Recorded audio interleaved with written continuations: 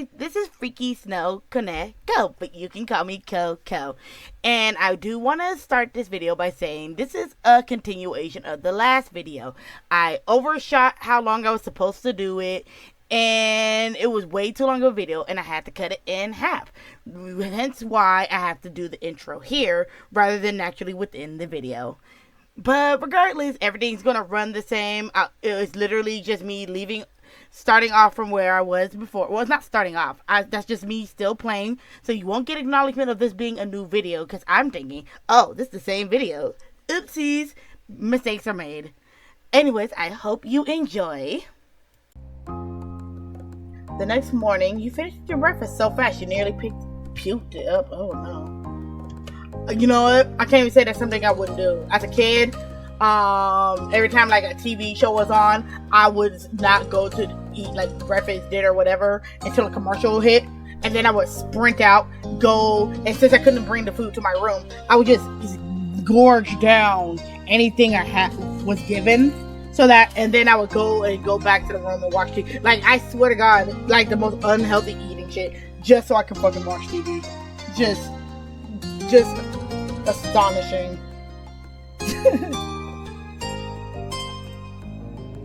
Your sissy Lizzie had run out earlier to play, but you had stayed put.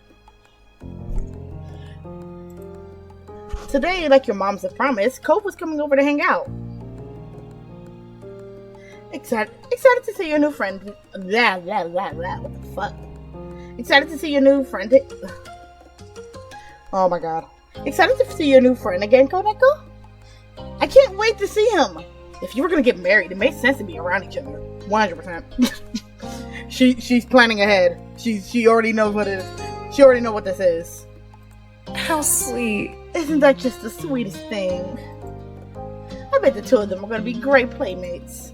Okay. With that said, are you done with your breakfast? I mean, yeah. Oh, exasperation. Okay. Yeah. With all the exasperation an 8-year-old can muster, you look like your empty cereal bowl than that mom. Okay. Okay, attitude kid. We see. Good job. He'll be here. He should be here soon. And then they knocked at the door and all that. It was hesitant, like the person wasn't sure they were in the right place. Still loud though. We need to get a more obvious doorbell. I know.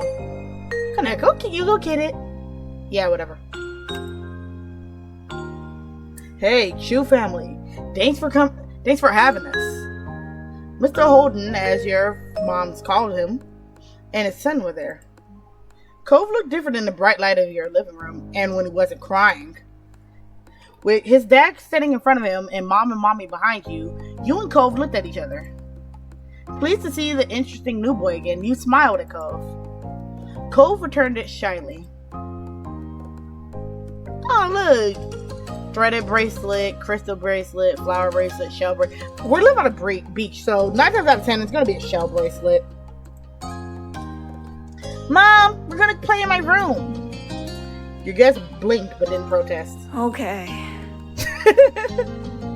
This is actually how I used to play with little boys growing up. My moms would have friends that had sons, and I would be like, all right, we're playing in my room. I would not give them the option of not doing that, and that's how they were.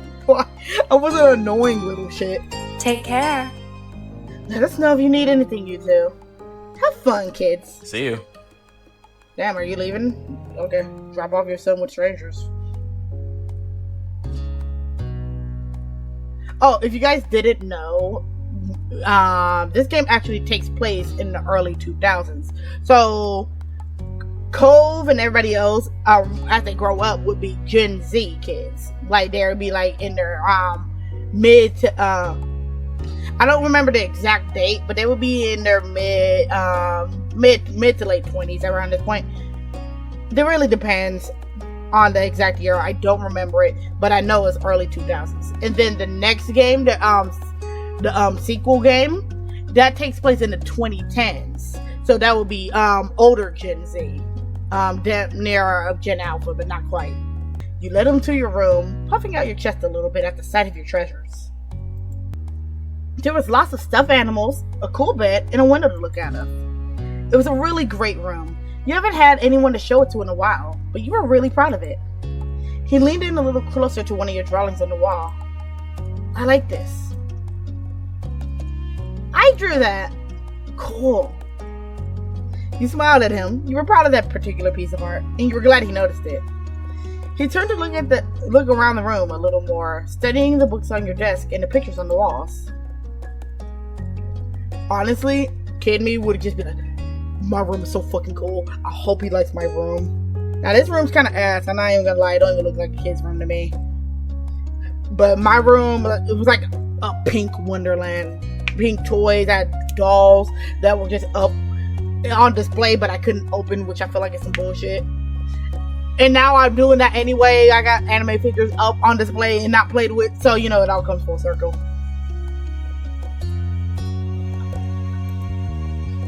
You had put a lot of effort into making your room as nice as it was.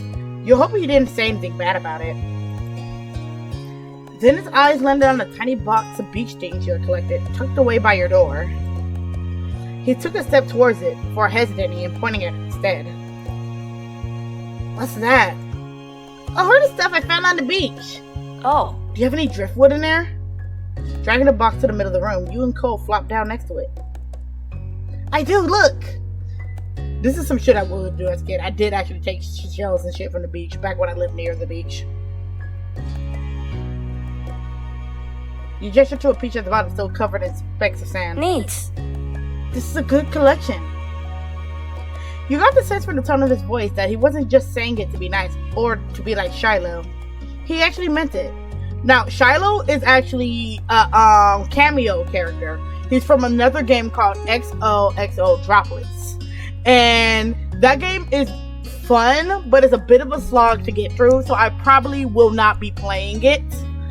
But I might show every once in a while just like clips of my favorite parts of it if I feel inclined to do so. I don't know. I do recommend to anybody who don't mind grinding out, because it's one of those type of games where you grind. So basically you're a bad kid and you're sent you to the school after you did everything in your power to get to it so that you can see one of your friends again.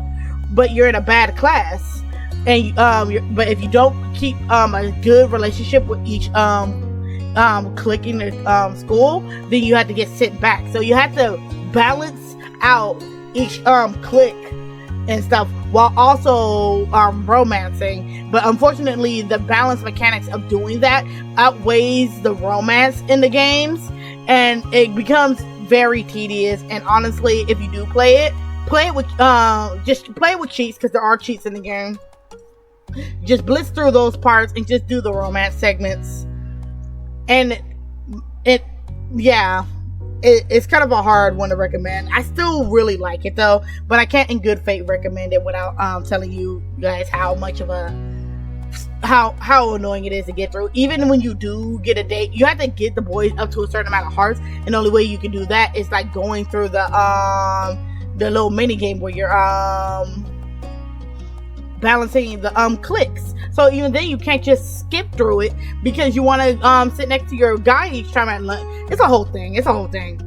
Also, all the main boys are like jerks in that game. So if you do not like assholes, probably don't play it. I forgot about Shiloh. Shiloh. I don't know. Fuck. Shiloh? He's friends with my older sister, and he's supposed to hang out here this afternoon. Do I have to see him? You don't have to do anything, but he's gonna be here. Anyway, I found this gigantic shell here stuck to an even bigger rock. You pull out seashell after seashell, explaining where you gotten each one, holding them up against the light. There were big ones, small ones, pink, purple, and orange. Most of them you washed off in the sink when you brought them in, cleaning off the sand. Over the few years, you even learned some of the scientific names. Nah, I wouldn't do that for like shells and just animals. The collection was so huge and varied. You have funny stories for all of them. Probably, yeah. Apparently fascinating, either by the stories or the shells themselves.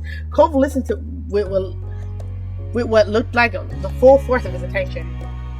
Like when you almost got pinched by a hermit crab while searching for shells, and after watching him scuttle back to the ocean, you found another empty shell that was almost a twin to his own. It was a new experience to be. It was a new experience to be at the center of such dedicated focus. For some reason, it makes your cheeks feel warm. You never felt like this around someone before. It's kind of weird. That's why I feel like you got people. If you have kids and you have more than one kid, please try to dedicate enough attention to the both of them. Like, give them each their time to shine. Because when you don't, then this happens. And I know sometimes you'll have a kid that's loud in your face, needs a lot more attention, but then that makes the other one quiet, and it doesn't speak up because it doesn't feel love. Well, I want to say it doesn't feel love, but you think, oh, this is the easier one because it's not saying anything. That doesn't necessarily mean that. They're just they just have their own problems that they're silently working through, and it's being overshadowed because the other child is loud. Now, that's not what's happening in this scenario. The mothers in this game actually show signs of being pretty attentive and fair to both their kids. I think it is more along the lines of her relationship between her and her sister rather than her parents.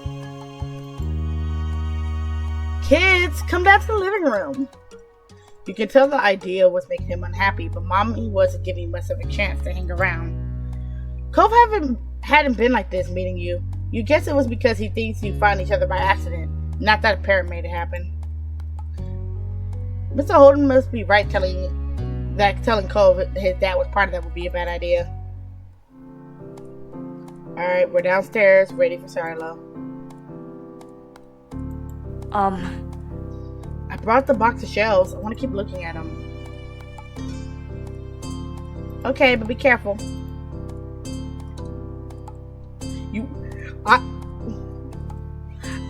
Honestly, it doesn't look like I hesitated, but a little bit I did, because I, as a kid, didn't like people touching my stuff, and I still kind of don't. Like, you should have fucking asked, bro. But kid me really, really liked cute boys. So I feel like she would have just been like, fine. You weren't sure if you could trust someone with your treasures yet, so you stayed next to him while he opened the lid and peered inside.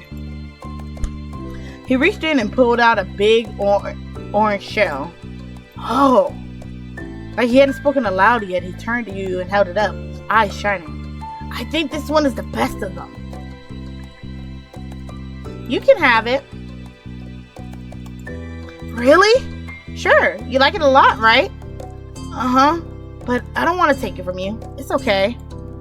You got the impression he was hesitant to accept something because he didn't know you very well. I'm not gonna force. Okay.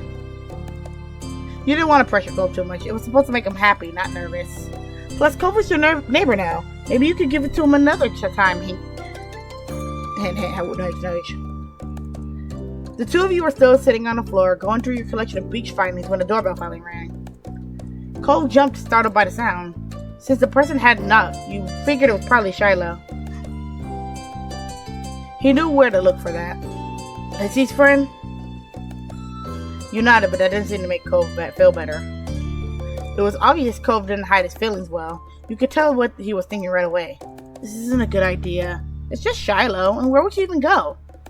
He's at our only door, and if you go upstairs, he'll find you. Cole glanced around the room, eyes wide, and he finally paused with his gaze locked on the back of the house. I can go out the window. Scrambling to think of something to say, he stepped forward and paused. Honestly, I feel like my character doesn't really like Shiloh either. Or, nah, I don't like Shiloh. I'm gonna be real. Like, not him as a kid per se, but as he gets older. But I feel like her as a kid doesn't like it either due to just some of the flavor text. So that's how I'm gonna go with this. Good idea, let's go. Hurry, they'll see where we're going. The two of you make your way to the window together. It wasn't that much of a distance to clamber out, but by the time you landed gently in the bushes, you looked up to see Cove was already taken off away from the house. Alright, now, I could run pretty good as a kid.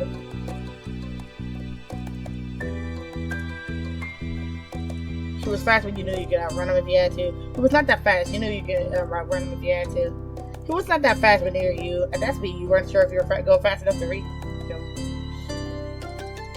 I wonder why there's no middle where it's, oh, you can keep pace with him, or you can just barely keep up with him.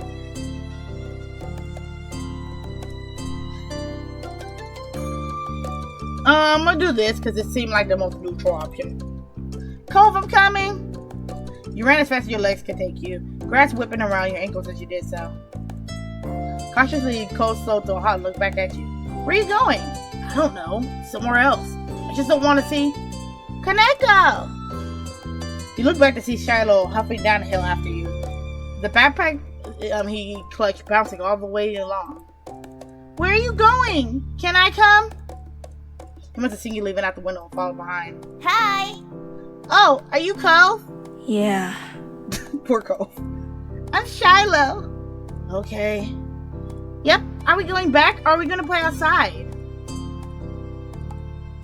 Shiloh's eyes moved between you and Cove. The smile remained strong on his face. It got a tiny frown from Cove in response. You were just grateful he hadn't asked you why you've been running away.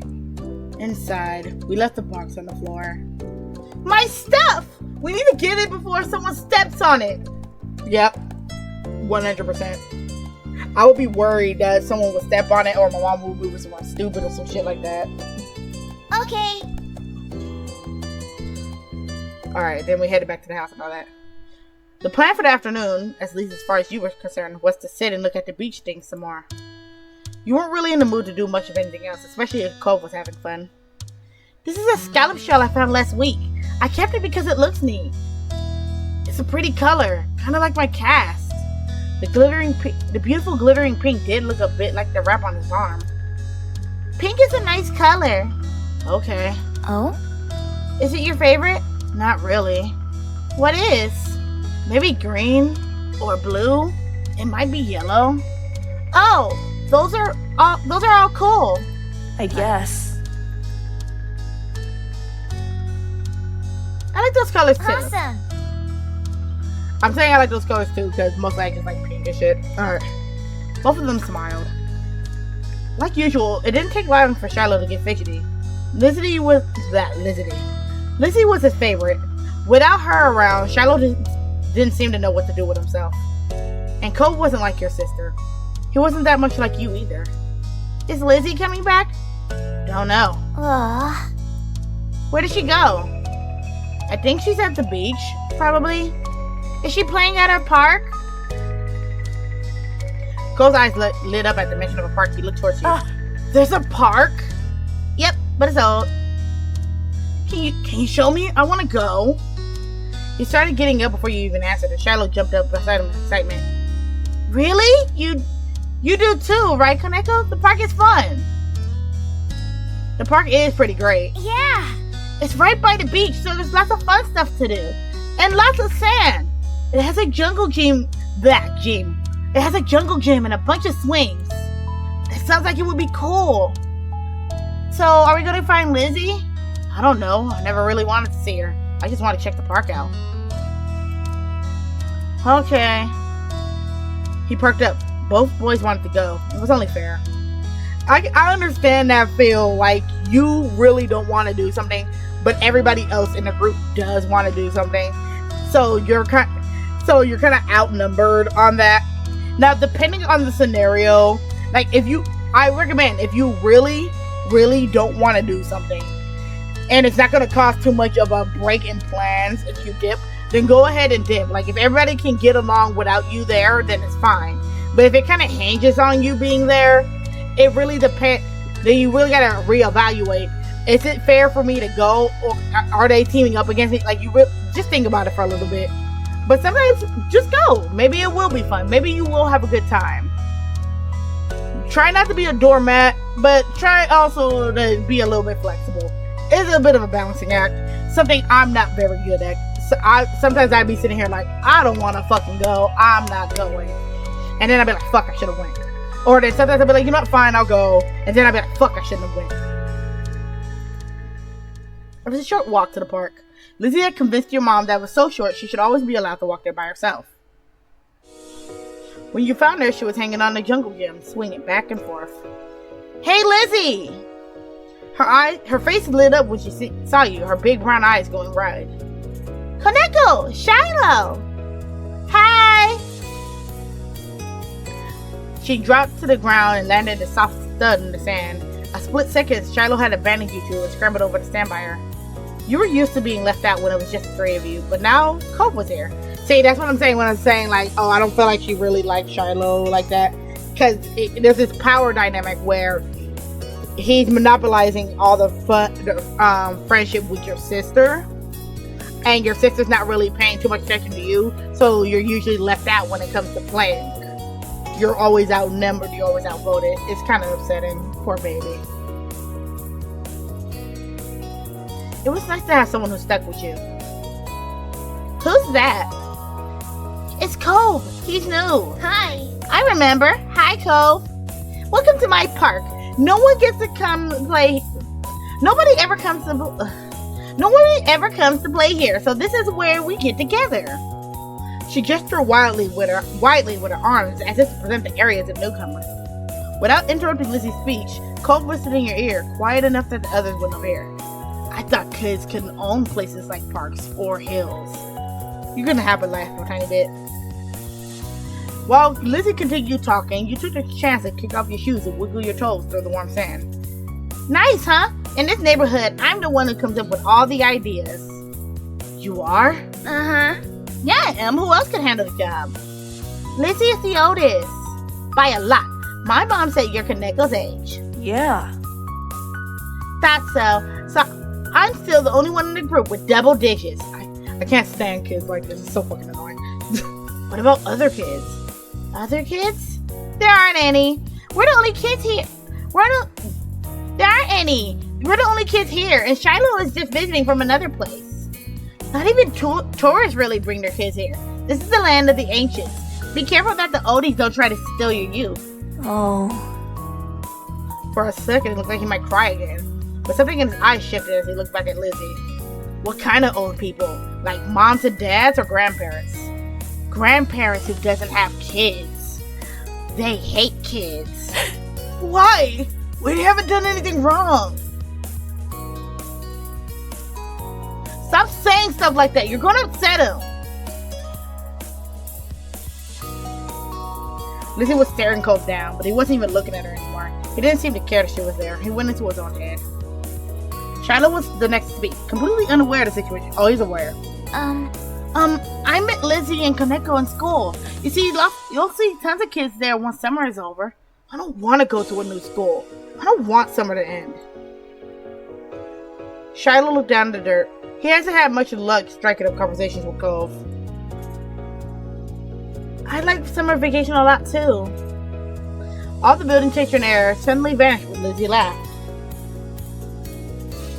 At Shiloh's discomfort about how weird she thought Cove was at something else entirely, you didn't really know, but she laughed, face crunching up. Okay.